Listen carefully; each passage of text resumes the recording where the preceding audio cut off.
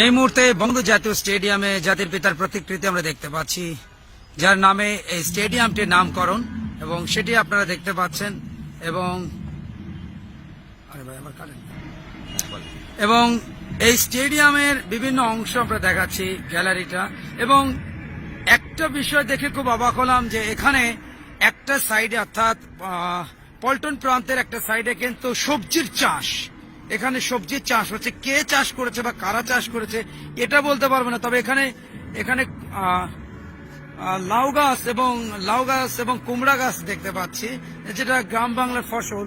এবং একই সাথে লাল শাক, পুঁই শাক, বেগুনের চাষও হচ্ছে।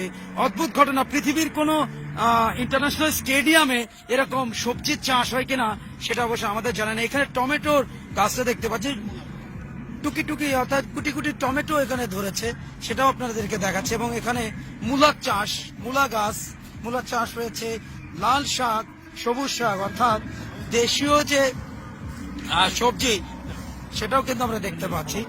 অবাক করার বিষয় যে বঙ্গবন্ধু জাতীয় স্টেডিয়ামে যারা দেখভাল করেন তারা কি এই বিষয়টা সম্পর্কে অবগত আছেন, বা এই স্টেডিয়ামের যিনি প্রশাসক, নতুন প্রশাসক যিনি নিযুক্ত হয়েছেন, তিনি কি এটার খবর রাখেন, নাকি তারই অধীনে এই সবজি চাষ হচ্ছে?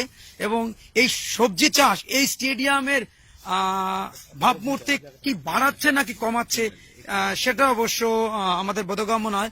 তবে বিষয়টা আমাদের কাছে কিন্তু খুব অবাক লাগলো, এবং আমরা এখানে অনেকে রয়েছি, সেটা পর্যবেক্ষণও করছি।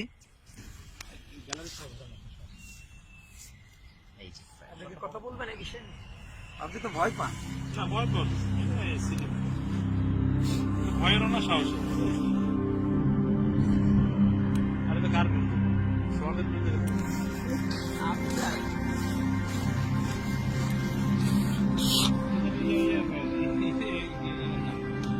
আবার মোবাইল দেবার ধরে লাগিয়ে দেন। আপনি একটু খেয়াল করেন না, জানেন মোবাইল দেখিয়েছি, আমি তো করলাম, নমস্কার।